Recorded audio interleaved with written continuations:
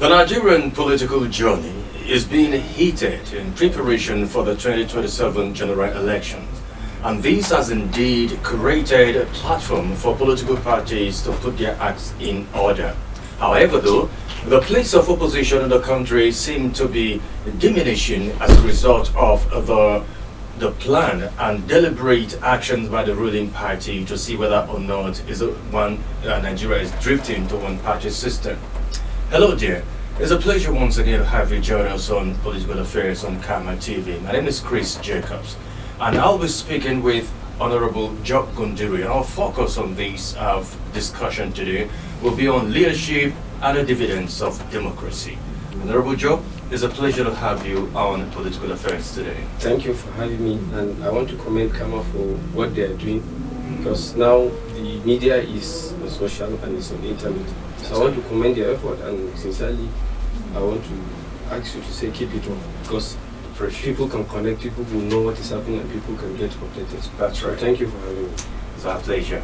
All right, I'd like to begin by asking you what you make of the current political developments in the country gearing up for 2027 general election. Yeah, really, sincerely, I'm so excited, and I'm also energized recently because of the evolution rather and the changes that is happening.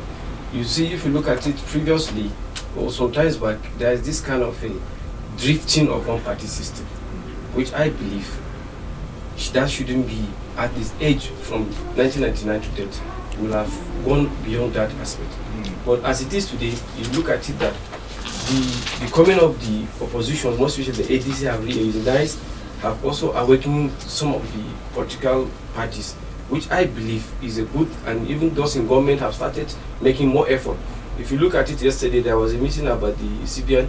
That is to tell you the government is trying to be accountable. That happens because of the oppositions, that as it is now, the development has forced them to become more proactive. So it's really a good one.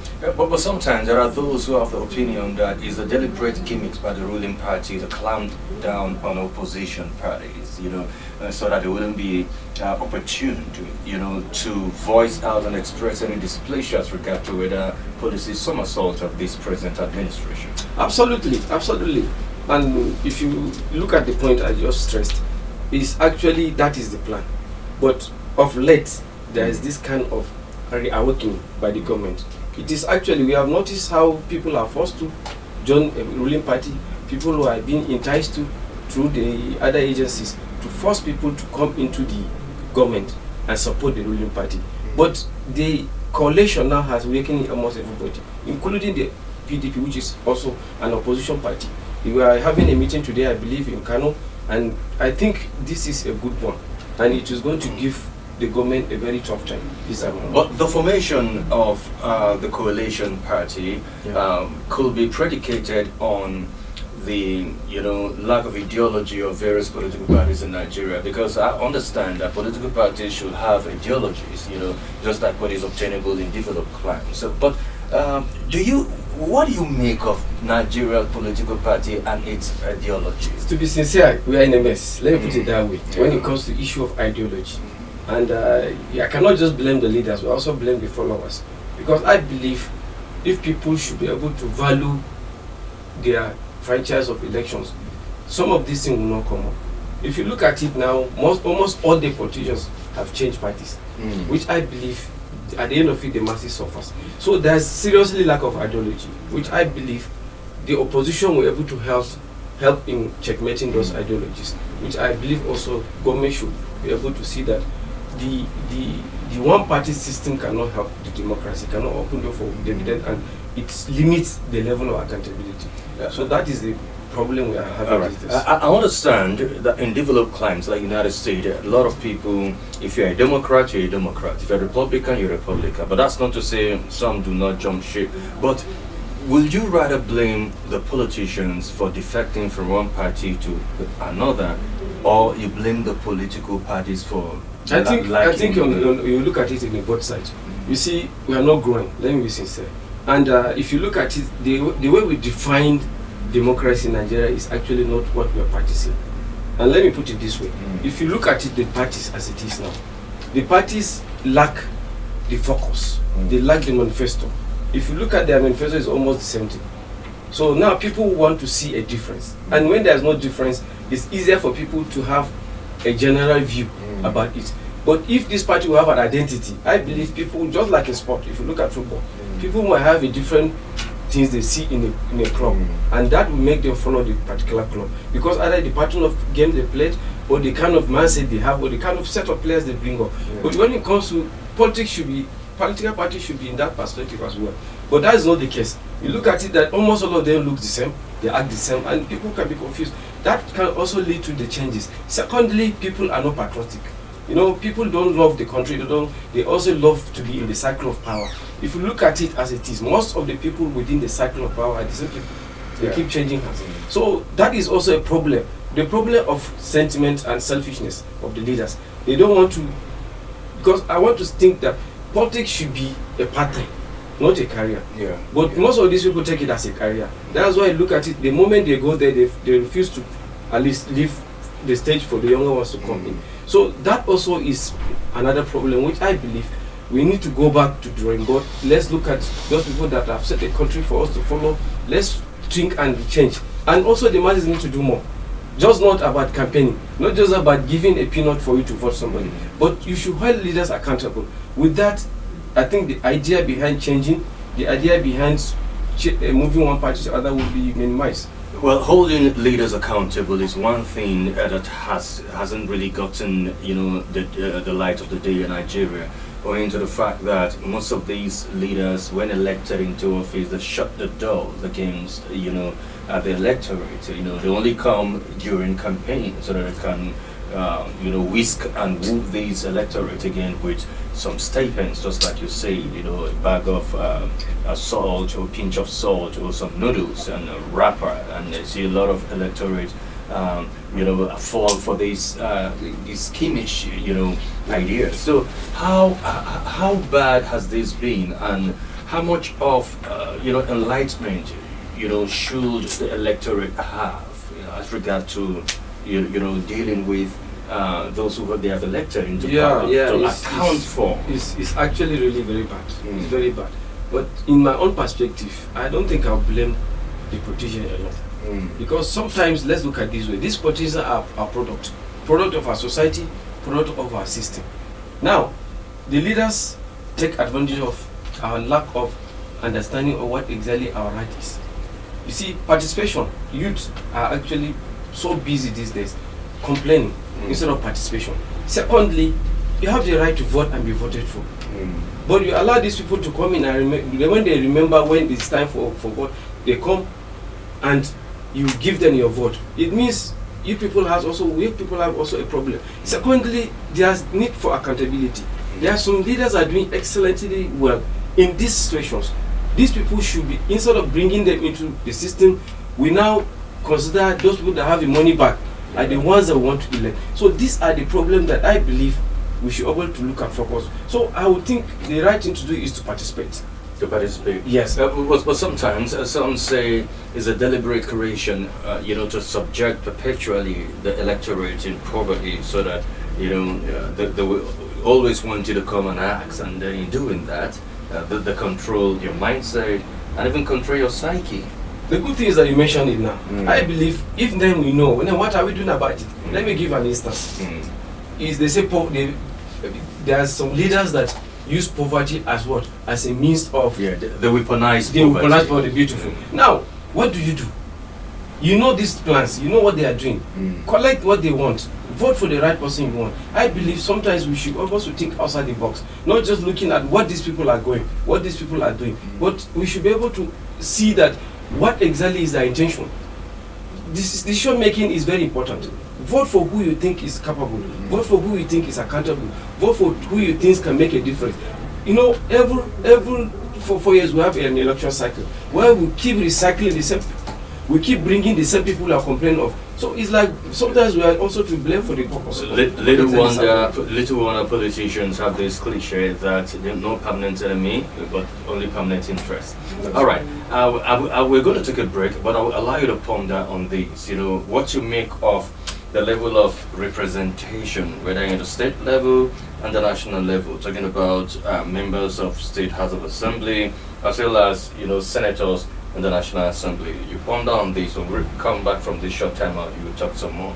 And if you're following us on our social media platform, of course, I would like you to send your comments on the comment section so that you can be part of the conversation that we're having on this very talking point today. All right, we'll take a short break. We'll be back in a moment. Join us again.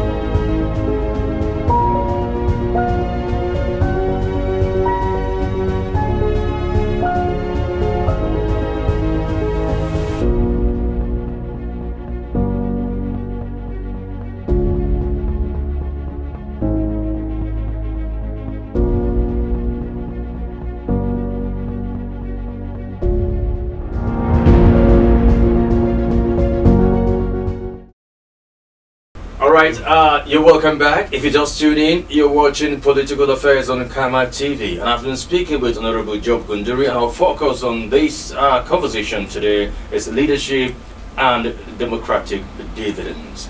Alright, before the break, I asked you to ponder on the level of representation of leaders who have been elected into these offices, whether it is State House of Assembly or National Assembly. Let's begin with State House of Assembly. You're from Hong local government. And how will you react to the level of representation, not just member representing Hong, but of course other local government, 21 local government you have in the country, before you talk some more on senators who are representing these very seats? Sincerely, in Adamawa State, I want to comment from almost all the leaders in terms of whether it's PDP or APC, and I think what really gives this sense of representation is because of the way our political system is, or our election process is. We have a very tense election process. I don't think there's a time somebody won an election with almost 50,000 difference of before. So this has really made some of these leaders to be accountable. And I can take, for instance, I can speak for local government. We have two constituencies. We have Ubagaya and that of Hong constituencies. And sincerely, they have done excellently well. As it is, there are a lot of projects going on in Ubagaya. And there is borehole going on also in Ubagaya. There is empowerment going on there. Same thing with the Hong, which is the present speaker. There has been so much doing very excellent work. And I think they are doing good. Then come off to the senator. In fact, he is the master of all. Like I said, His Excellency His Excellency Right Honorable Ahmadu Fitri has set a precedence where any other person that wants to do well has to follow up his own footsteps. Oh, sure. Yes, and distinguished Abbas I already said it, that whatever the governor is doing, they have to follow. And they are also doing very well. There are a lot of achievements. If time can permit, I can mention some. No, you can outline some of the achievements. Okay, now let's talking about the Senator Abbas, right? Exactly, all right. Exactly. Now, if you look at it in terms of the bills, he has sponsored a lot of bills, which I would like to highlight some of them. There's a motion he addressed, deadly fraud. We have River Benue, which has been a rate, has been almost getting gradually lowering down.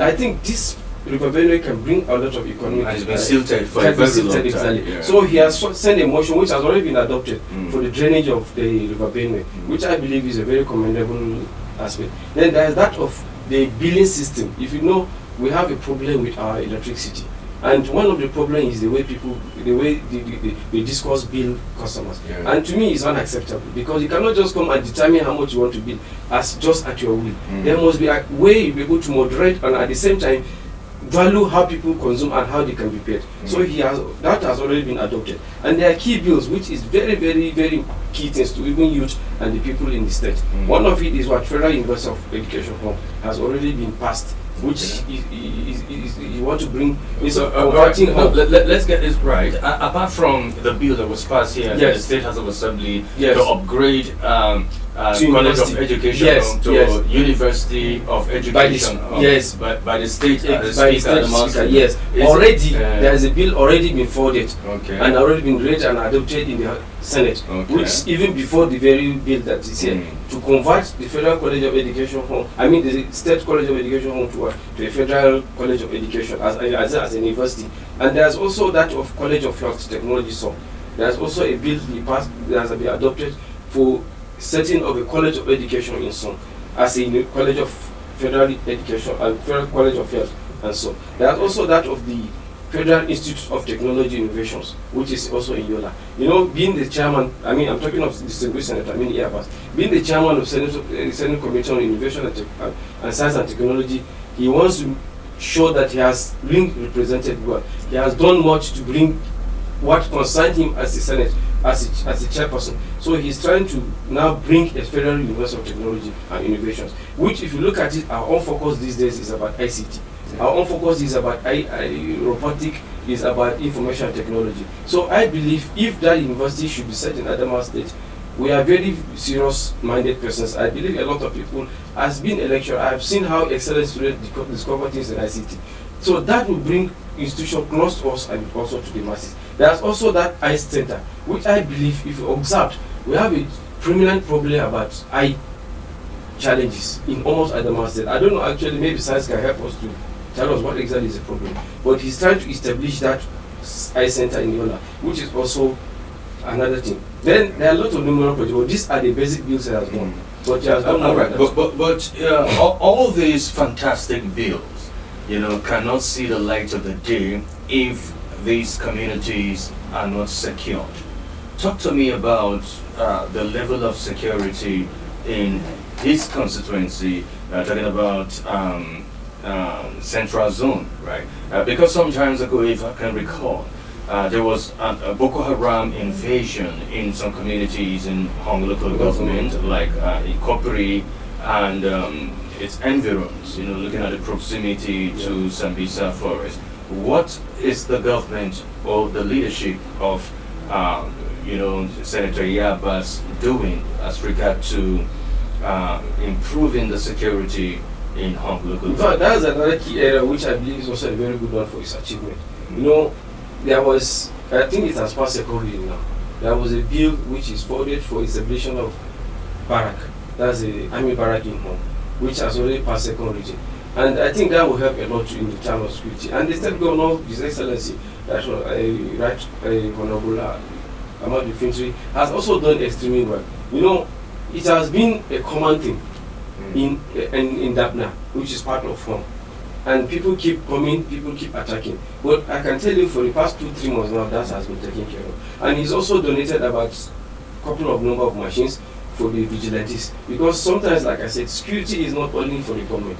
The masses has to participate, the community also has to do more to improve on that. So I think he has done much. If that can be put in place, if barrack can be situated in Hong, that environs will be secured, because Hong and Gara is just about less than 10 kilometers. So I think which is a border to that is interesting. I will also allow you to catch your breath, but of course I want to ask you what the level or the role of traditional institution, you know, because bringing governance close to the people is actually the in thing, and perhaps that's why people have clamored for you know, the local government autonomy. You know, when local government are autonomous, irrespective of whether or not, you know, but it brings the governance closer to the people. Now, you catch your breath, you ponder on this, don't come out from this short time out, you can as well react to, you know, the role traditional institutions, you know, is playing to see that peace is restored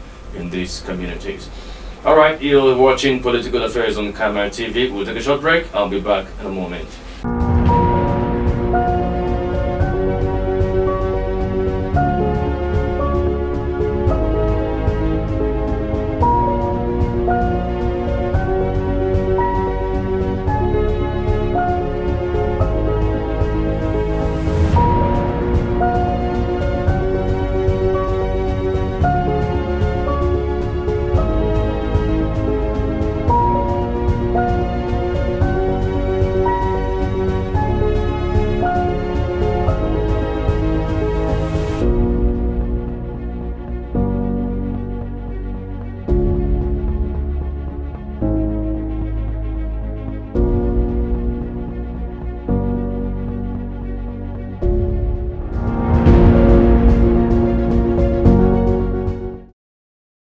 Alright, you're welcome back. If you just tune in, you're watching Political Affairs on the Kama TV. And of course, we've been speaking with Honorable Job Bunduri on the essence of leadership, as well analyzing democratic dividends. And for those who are following us on our Facebook page, you can as well follow the conversation by commenting on the comment section what you make of these developments politically in Nigeria. Now, before the break, I asked you whether or not what you make of traditional institution and the role this institution has been playing to foster unity, first of all, amongst the people, and then to improve on security. Yeah, before I go into that, I really want to commend the Governor, His Excellency, and who has really done a lot of kind of transformation, let me put it that way, on the aspect of traditional tattoo by expanding it and at the same time by upgrading some of them. And sincerely speaking, traditional tattoo, his own focus, before I even come to that, was to see that delivery of democracy has been come close to the masses, because these traditional rulers are closer than any other person to the masses. And I would like to say this, you know, we have culture and we have heritage, and these people that preserve culture and heritage are also those traditional governments, our rulers. Then we have conflict resolutions. If you look at it now, we've been using kinetic system of handling issues when it comes to security. But sometimes we have not tried putting more effort on the other aspect. I believe traditional rulers has a lot to play in terms of what making sure that this conflict has been resolved, and also promoting peace within their economy, in their community, which is a very good one. They're supporting grassroots governance. You see, like I said, grassroots is where the masses is, and government are to make sure that there's a development of democracy not only in the cities but also in the grassroots. That can be achieved when we have a stable and a credible traditional that close to the masses, and also at the same time fostering social unity. You see, we need unity in this country. If you look at it, Nigeria is very divided when it comes to politics and other aspects. In Adamawa State now, I can tell you, there are a lot of agitations for one aspect or other, and sometimes this thing can divide us. But I believe traditional rulers will bring unity, because we don't have conflict of interest cannot be taken care of. It's not about party, it's about governance. So they can do more. Lastly, they engage the youth and the women in order to do what is right. You know, sometimes we have these bad people in the society. We have women that are struggling with us. Traditional rulers can do that. Traditional rulers are also can be able to foster assistance, can also help you to checkmate them to become upright and also good leaders in the future. I'm glad you brought about the issue of women, because women play a very vital and critical role in the society. We say if you educate a woman, you educate a nation, and every family is a nucleus of the society. What has the government or the senator representing Central Zone, Abbas, or the member representing Hong, who is the speaker now, as well as Ubagaya, constituency, how far have they been able to empower women? That's it. You know, you have to look at it to achieve that. It has to go into different ways, and the governor has done much. If you look at it, the way local government vice chairman has been in place, all are women. The deputy governor is also a woman. But how has the role of the local government chairman been? They are doing well. They are doing well sincerely, because what I'm saying is that if you look at it now, they give women the sense of belonging and representations. You know, you cannot expect a man to represent a woman and be fair. But these women are engaged in the process. Now, look at our member. They have done well, the two of them. There is a lot of empowerment they are doing for women. There is a lot of training they are doing for women. I participated in one of which the distinguished senator, Abbas, has done in terms of training women. I have participated in ICT. I have participated even in solar. There are women there. I've represented him in the programs. And as I'm talking to you, let me use this medium to say this. There is a big empowerment coming up anytime soon. It's going to be bigger than what you can ever imagine in Adamawa State, being done by a single person representing Adamawa State Central. And that empowerment is centered mostly on women in terms of empowerment, in entrepreneurship skills, development skills, and also some trainings that will help them to be able to get the right input and also be useful to the society and at the same time to their family. So I believe they are commendable. What they are doing is actually excellent work. Interesting. But I'm also concerned about the role local government chairmen are playing. Let me try to intertwine this conversation, this question, because yesterday, right Honorable Amodu Muru Fintiri visited Lamurde, to commiserate with the communities about the communal clash that he had before them. But the local government chairman also is the chief security officer of his local government. What has been the role so far? How have they been able to foster this unity and still bring, in their own capacity as local government chairman, dividends of democracy to the people? Yeah, they are doing well, but I can say they need to do more, some of them actually, sincerely speaking. And I think how can they achieve the best is at least through collaborations. We have traditional rulers almost every corner. Yeah. We have representations. I believe there is going to be a synergy in order to achieve that. Sometimes is that, as a chairman, they should feel your presence. You should be able to communicate and link with the people. Some of these problems sometimes is because either lack of commitment or lack of concern, or bringing people bringing the masses into the process of governance. So I believe if the chairman can do collaboration with other executive positions, collaboration with, let me put it this way, I believe chairman should have a committee that has to do with security in their own domain, where they can get the feedback, what is happening and what they can do more. So I believe if that can be done, I believe some of this problem of insecurity can be taken care of, which I believe the traditional the chairman are doing more, but they need to do more. They need to do more. That's it. All right, finally, before I let you out of the studio, what is your call on, because the youth, the demography of the youth population is unprecedented and it's overwhelming. What is the call on Nigerian youth, in terms of understanding governance and preparatory to 2027 general election? Yeah, before I go into that, you see, the fact is this: the youths are they have the higher percentage of population in this country. Yeah. Higher than you can imagine. But we are not taking advantage of that. So the youth need to wake up.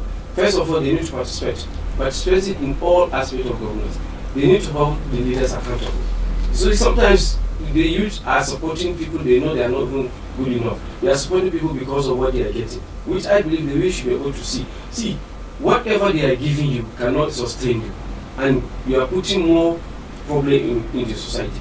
The thing is that youth should be able to participate in politics. If you look at it, but how can they participate? That is the point. When a form, exactly, how do you call it? Interest form will be sold for ₦1 million for the office of either that is member, key. governor, 5 million. We are pushing on. We are moving. I'm part of the person that are making a movement where youth and women should give in either a subsidized or a free form for them to participate. And at the same time, we need to discourage the monetary aspect of the politics. Is that possible? It's quite possible. Can you separate Nigerian politics? It's quite possible. If you have a system that works. Let me give an instance now.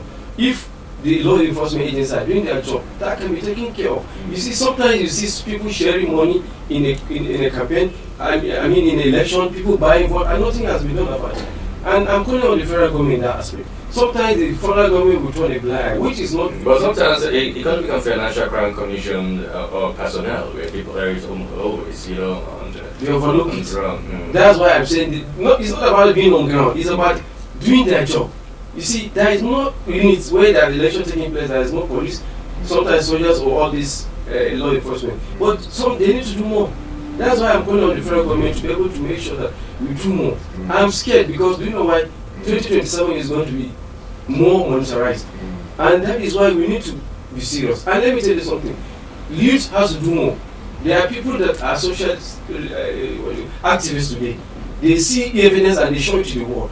That also can checkmate. When you are exposed, certainly you need to do be able to handle that. So that is why I want to say youth should be able to participate, youth should be able to be accountable, and youth should be able to move on so that they can bring out the evidence of democracy to to the future. All right, there's no better way to end this conversation than now, Honorable Joe Gunduri. Thank you so very much for finding time to come on the show. It's been good having you on political affairs. Looking forward again for more of such conversations. I'm always much available, and thank you for having me. Thank you, Kama, for the platform. I really appreciate it. All right. Well, that's our show for today. Thank you so very much for being with us from start to finish. Join us again, same time, same station, as we come with a fresh edition of the program. Until then, my name is Chris Jacobs. God bless Nigeria.